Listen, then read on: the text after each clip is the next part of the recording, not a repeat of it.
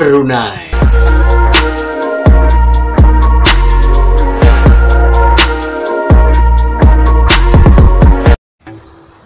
Oke bro, di kesempatan video kali ini kedatangan temen TKI. Dia bekerja sebagai driver apa mas?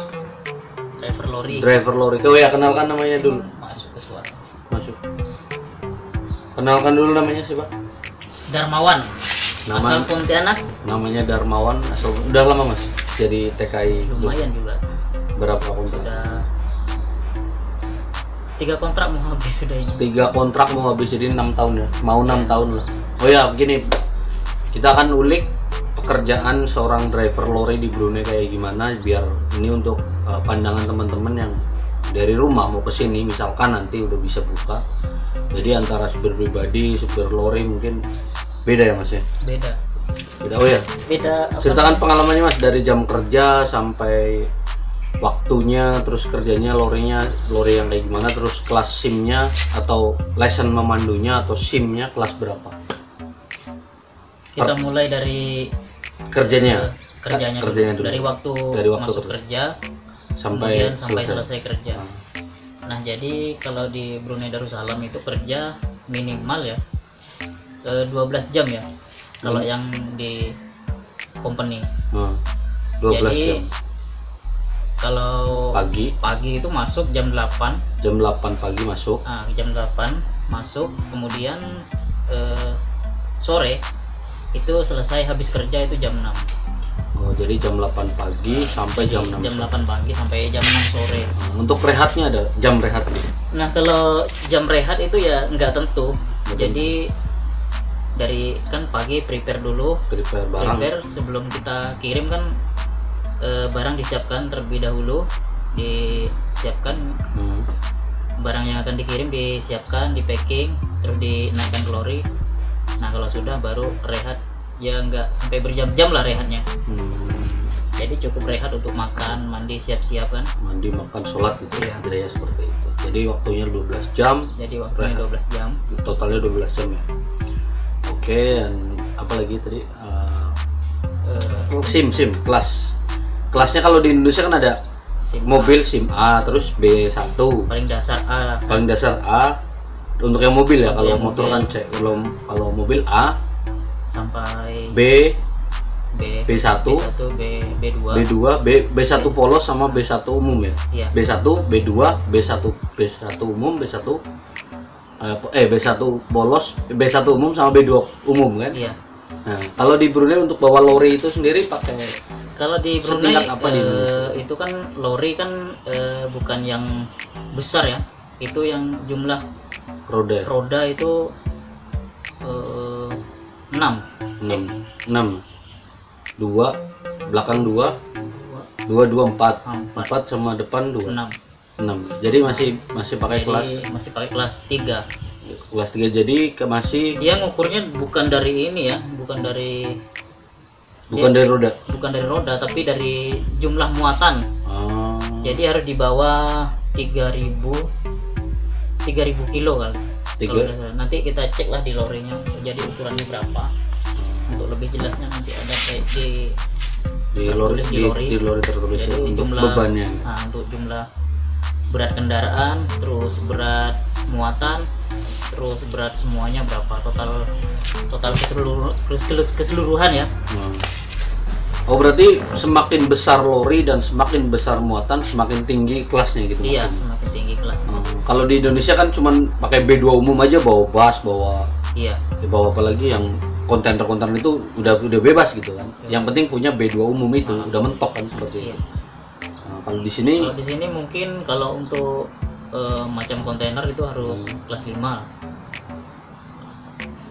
Kelas 1 kelas aja yang kontainer itu, atau ada macam kayak kelas 5 sama kelas berapa gitu enggak? Kalau di sini enggak ya? Kalau di sini enggak ya. Satu lesson yang penting kelas 5 gitu. Gitu. Itu tadi ya teman-teman. Jadi di lori di sini. Jadi kesehariannya Mas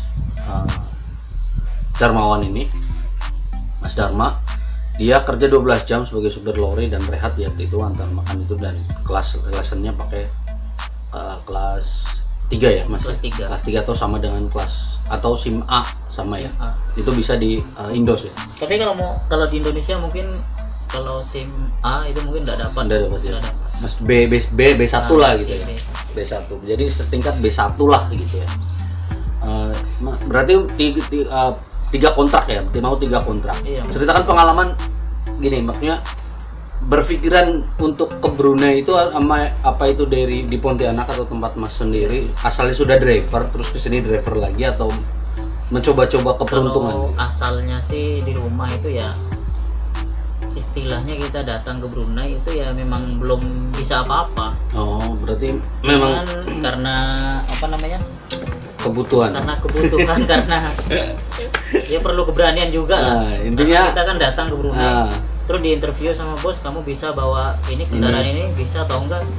Ya dijawab aja bisa. Padahal memang nggak bisa apa-apa. Bonek lah ya. Bonek aja lah. Bondo nekat. Yang penting ya apa namanya? Yang penting mau aja punya kemauan. Mau belajar juga ya.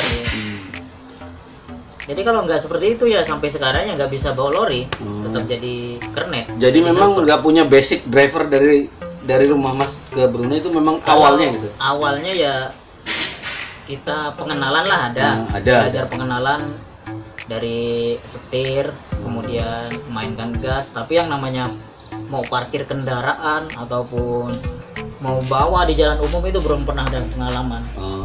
Berarti dia hanya dasar aja lah. Hanya dasar pengenalan saja. Iya. Jadi untuk di rumah itu bawa lori ataupun bawa truk itu bisa dihitung berapa kali. Mungkin ada nggak sampai 10 kali. Jadi memang bisanya di sini. Mengasah lagi di sini lah. Mengasah lagi di sini. Memang kemampuan. Untuk lalu lintasnya kan masih udah biasa di jalan gitu. Nah, yang kesempatan bagus kalau di Brunei ini untuk belajar dari segi kondisi lalu lintas. Beda dengan di Indonesia ya. Kalau di Indonesia itu namanya sopir itu ya butuh kehati-hatian yang lebih ekstra lah. Jadi beda dengan di Brunei kan. Kalau di sini lebar-lebar jalannya atau jalan lebar, kemudian taat gitu orang. Taat. Kalau merah ya berhenti gitu. Kalau di Indonesia kan ada yang bikin. Kalau di Indonesia belum hijau juga udah jalan ya. Lagipun di sini itu ya katanya bener ya kan jarang ada motor gitu. Jadi di sini kan cuman mobil-mobil aja gitu. Motor itu jarang karena di sini di Brunei Darussalam yang namanya motor itu digunakan bukan untuk keseharian. Jadi motor itu ada dibagi menjadi beberapa seperti motor itu digunakan untuk menghantarkan sebuah pesanan seperti KFC, McDonald, pizza. Jadi untuk delivery makanan delivery makanan saja. Jadi motor di sini hanya untuk delivery makanan lah ya itu. Iya. Bukan untuk digunakan untuk kendaraan umum gitu. Kayak orang. Tapi ada gitu. Cuman nggak banyak gitu. Kalau adanya sih sepertinya ada tapi belum pernah lihat. Kelihatannya orang-orang luar juga yang bawa. Orang Jadi kayak orang Indonesia kerja di sini kemudian kendaraan sehari-hari mereka motor seperti itu.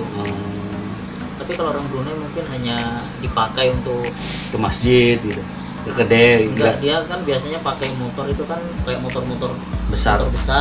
Jadi dia Harley ataupun yang Ninja ataupun CBR yang jenis-jenis motor besar. Tapi itu juga digunakan bukan untuk keseharian ya. Itu biasa digunakan hanya event atau ada dia membentuk sebuah komunitas. Jadi dipakai untuk hal itu saja. Oke. Sudah tahu ya. Jadi sudah pernah kena kayak saman gitu di sini atau bahasa Indonesianya apa saman? Tilang ya. Pernah kena tilang nggak di sini? Sudah 2 kali ya. 2 kali kena tilang. Itu kesalahannya apa? Itu yang pertama kesalahannya lesson ataupun SIM itu expired ataupun sudah kadaluarsa. Jadi SIM sudah kadaluarsa, nggak dicek, terus ada roadblock atau operasi ya. Jadi kena 2 Jadi kali. pas dicek tahu-tahu SIM-nya mati. Expired sudah. Itu siapa yang nanggung gitu Itu maksudnya? ditanggung sendiri. Oh, tanggung sendiri. Nah, tanggung sendiri. Bukan Karena bos kan gitu. Kesalahan kan bukan dari bos. Oh, Jadi kesalahan pribadi. Emang nggak ngecek dulu Nah, gitu. memang nggak ngecek.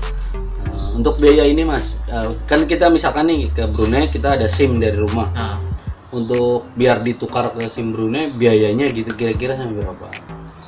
kalau untuk di Brunei untuk membuat SIM itu Dari yang belum, misalkan belum punya bisa buatkah di sini atau yang sudah punya SIM Indonesia tinggal indos di sini atau gimana? kalau masalah itu ya belum Tahu.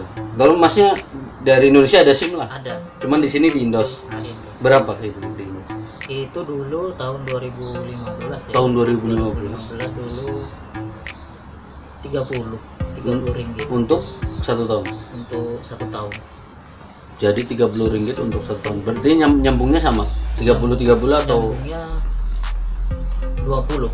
oh nyambungnya 20. Sebenarnya kalau kita ngurus-ngurus sendiri itu lebih murah. Kalau misalnya kita datang ke kantor pos kemudian kita urus di sana, Baru kita mau perpanjang baru gitu? memperpanjang itu hanya 10 ringgit itu, Untuk 1 tahun. untuk setahun. Jadi termasuk murah ya? Termasuk murah. Termasuk murah lah ya. Iya. Walaupun ditukar rupiah itu jadi 100.000 Nah, jadi kan. 100.000. Oke, tadi itu ya ini pengalaman supir lori di sini. Nanti ada tuh kita lihat lorinya sama timbangannya berapa. Jadi untuk referensi teman-teman yang di rumah bahwa kerja di Brunei ini macam-macam. Jadi ini pengalaman supir lori yang sudah 6 tahun. Dan ini mas penting. Tapi pertama itu ya bukan nggak harus, maksudnya nggak terus jadi sopir. Jadi awal kita jadi helper gitu. dulu, jadi kernetnya dulu. jadi ikut. Jadi kan kita harus tahu jalan kan. Oh iya benar. Jadi Brunei kita baru pertama kali masuk, nggak mungkin kita langsung tahu jalan. Walaupun dari Indonesia sudah ahli nyupir nih. Walaupun ahli nyupir. Tapi sampai sini mesti jadi kenet Di dulu. sini kan jadi orang baru di sini. Jadi kenet dulu. Jadi kita harus hafalin Hafalin dulu jalan. di mana tempat yang mau kita tuju, karena kan di Brunei ini tujuan kita di sini kan nganter barang kan, kayak ke supermarket, otomatis kita kan harus tahu supermarket mana, daerah mana, jalan mana. Nah jadi kita ngikut dulu sampai mungkin kalau nggak salah dulu sampai 1 tahun lebih lah. Itu kenet. Jadi kernet. Habis itu udah bisa pegang dan tahu jalan gitu. Tahu jalan. Yang penting itu. Dan ini adalah pertanyaan yang cukup banyak sekali pertanyaan-pertanyaan dari teman-teman, bahkan di komen, bahkan bukan di video-video seperti ini juga banyak kali yang komen tanya gaji gitu. Berapa sih basic gaji seorang supir lori? Basicnya aja lah, nggak usah. Nah kalau masalah gaji ya di Brunei Darussalam itu rata-rata ya itu 450 ringgit Brunei 450 atau kisaran 4.500.000 sampai ya? sampai 4.500.000 lah gitu sekitaran. Tapi itu gaji Pokok atau maksudnya masih itu kotor itu. Oh, Maksudnya kita makan sendiri tapi tempat tinggal dikasih. Nah, tempat tinggal dikasih. Oh, jadi supir lori di sini Kebutuhan sehari-hari ya kita keluar sendiri. Jadi 450, 4,5 juta.